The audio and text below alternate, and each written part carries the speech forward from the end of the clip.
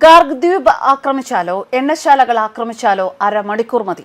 അരമണിക്കൂറിനുള്ളിൽ ഗൾഫ് മുഴുവൻ ഇരുട്ടിലാക്കും എന്ന ഇറാന്റെ ഭീഷണി ഫലിച്ചില്ല. ടെഹ്റാനിലെ എണ്ണപ്പാടത്തിന് ഇസ്രയേലും ഗാർഗ് എണ്ണ ദ്വീപിന് യുഎസും തീയിട്ടു. പോരാട്ടത്തിൽ കട്ടയ്ക്ക് ഒപ്പം നിന്ന യുഎസ്. എണ്ണ ടാങ്കുകൾ, പൈപ്പ് ലൈനുകൾ, സൈനിക താവളങ്ങൾ എന്നിവയാൽ നിറഞ്ഞ ഈ പ്രദേശം അതീവ സുരക്ഷാ മേഖലയാണ്. ഇറാന്റെ ആകെ എണ്ണ കയറ്റുമതിയുടെ 90% നടക്കുന്നത് ഈ ചെറിയ ദ്വീപ് വഴിയാണ്. വലിയ എണ്ണക്കപ്പലുകൾക്ക് അടുക്കാൻ കഴിയുന്ന ആഴക്കടൽ സൗകര്യം ഇവിടെയുണ്ട്. പ്രതിദിനം 70 ലക്ഷം ബാരൽ എണ്ണ വരെ കൈകാര്യം ചെയ്യാൻ ടെർമിനലുകൾക്ക് ശേഷിയും. വലിയ എണ്ണപ്പാടങ്ങളിൽ നിന്നുള്ള ക്രൂഡ് ഓയിൽ കടലിനടിയിലെ പൈപ്പുകൾ വഴി ഇവിടെ എത്തിച്ചാണ് സംസ്കരിക്കുന്നതും വിദേശത്തേക്ക് അയക്കുന്നതും. ഫെബ്രുവരി 28 മുതൽ കഴിഞ്ഞ ബുധനാഴ്ച വരെ പ്രതിദിനം 11 ലക്ഷം മുതൽ 15 ലക്ഷം വരെ ബാരൽ എണ്ണ ഇറാൻ ഇവിടെ നിന്ന് കയറ്റുമതി ചെയ്തിട്ടുണ്ട്. എന്നാൽ അമേരിക്കയുടെ ഈ ആക്രമണത്തിൽ ഇപ്പോൾ പകരം വീട്ടുകയാണ് ഇറാൻ എന്നാണ് വിവരങ്ങൾ. ഫുജൈറയിലെ ഓയിൽ ഇൻഡസ്ട്രി സോണിലാണ് ഇപ്പോൾ ആക്രമണം ശക്തമാകുന്നത്. വ്യോമ പ്രതിരോധ സംവിധാനം ഡ്രോണുകളെ തകർത്തു. ഡ്രോൺ അവശിഷ്ടങ്ങൾ വീണ് തീപിടുത്തം ഉണ്ടായി. എന്നാൽ ആർക്കും പരിക്കില്ലെന്നാണ് വിവരങ്ങൾ. തീ നിയന്ത്രണ വിധേയമെന്ന് അധികൃതർ അറിയിച്ചു. പശ്ചിമേഷ്യയിലേക്ക് യുഎസ് കൂടുതൽ സൈനികരെ നിയോഗിച്ചിട്ടുണ്ട്. ജപ്പാനിലെ ഒക്കിനാവയിലുള്ള താവളത്തിൽ നിന്നും 2500 മറീനുകൾ പുറപ്പെട്ടു. USS ട്രിപ്പോളി എന്ന യുദ്ധക്കപ്പലിലാണ് യാത്ര. പ്രതിസന്ധി ഉണ്ടായാൽ ഉടനടി പ്രതികരിക്കാനോ ഇറാന്റെ ഏതെങ്കിലും പ്രദേശം പിടിച്ചെടുക്കാനോ ഈ സൈനികരെ വിന്യസിച്ചേക്കാം.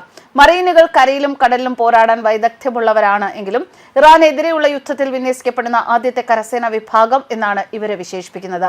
സൈനിക ശേഷി അമേരിക്ക വർദ്ധിപ്പിച്ചതോടെ യുദ്ധം നീണ്ടേക്കുമെന്നാണ് സൈനിക വിദഗ്ധർ നിരീക്ഷിക്കുന്നത്.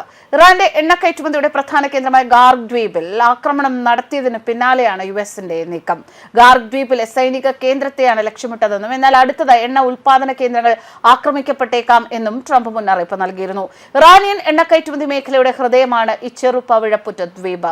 പേർഷ്യൻ ഗൾഫ് കടലിൽ ഇറാൻ തീരത്ത് നിന്ന് 25 കിലോമീറ്ററിലധികം ദൂരത്തിൽ സ്ഥിതി ചെയ്യുന്ന ഈ ദ്വീപ് കേന്ദ്രീകരിച്ചാണ് ഇറാന്റെ ക്രൂഡ് ഓയിൽ കയറ്റുമതിയുടെ 90% നടക്കുന്നത്.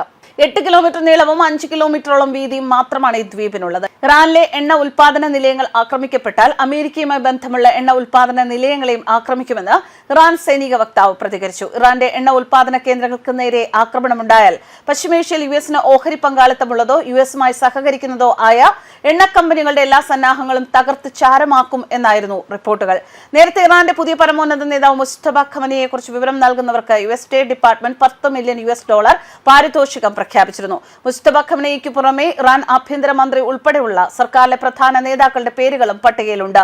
യുഎസ് ഇസ്രയേൽ ആക്രമണത്തിൽ ഇറാന്റെ പുതിയ പരമോന്നത നേതാവ് മുസ്തഫ ഖമനിക്ക് പരിക്കേറ്റു എന്ന് നേരത്തെ യുഎസ് പ്രതിരോധ സെക്രട്ടറി പീറ്റ് ഹെക്സത്ത് പറഞ്ഞിരുന്നു. അതേസമയം 40,000 മെട്രിക് ടണ്ണിലധികം LPGയുമായി ഇന്ത്യൻ കപ്പൽ ശിവാലിക് ഹോർമുസ് കടലിടുക്ക് കടന്നതായും റിപ്പോർട്ടുകളുണ്ട്. തന്ത്രപ്രധാനമായി സമുദ്രമേഖലയിലൂടെ ഇന്ത്യൻ നാവികസേനയുടെ സുരക്ഷാ അകമ്പടിയോടെയാണ് കപ്പൽ യാത്ര ചെയ്യുന്നത്. അടുത്ത 6 മണിക്കൂറിനുള്ളിൽ LPGയുമായി മറ്റൊരു കപ്പൽ പുറപ്പെടുമെന്നും ഉദ്യോഗസ്ഥർ സൂചിപ്പിച്ചു. എന്തായാലും ശിവാലിക്കും നന്ദാദ്വീപും ഹോർമുസ് കടലിടുക്ക് കടന്നു എന്ന വാർത്തകളാണ് നേരത്തെ പുറത്തു വന്നിരുന്നത്. ഇന്ത്യ ഇറാന്റെ വിശ്വസ്ത പങ്കാളിയാണെന്നും ഇന്ത്യയുടെ കപ്പലുകൾക്ക് ബുദ്ധിമുട്ടുകൾ നേരിടേണ്ടി വരില്ല എന്നും ഇന്ത്യയിലെ ഇറാൻ അംബാസഡർ മുഹമ്മദ് ഫത്താലി ഉറപ്പു നൽകിയിരുന്നു. ഇന്ത്യ നമ്മുടെ സുഹൃത്താണ്. 1-2 മണിക്കൂറിനുള്ളിൽ നിങ്ങൾക്കത് മനസ്സിലാകും. ഇറാനും ഇന്ത്യയും പൊതുവായ താല്പര്യങ്ങൾ പങ്കുവയ്ക്കുന്നു എന്നാണ് ഞങ്ങൾ വിശ്വസിക്കുന്നത് എന്നായിരുന്നു ഹോർമുസ് കടലിടുക്കിലൂടെ ഇന്ത്യൻ കപ്പലുകൾക്ക് കടന്നു പോകാനുള്ള അനുവാദം നൽകുന്ന അവസരത്തിൽ മുഹമ്മദ് ഫത്താലി പറഞ്ഞത്. ന്യൂസ് ഡെസ്ക് കർമ്മ ന്യൂസ്.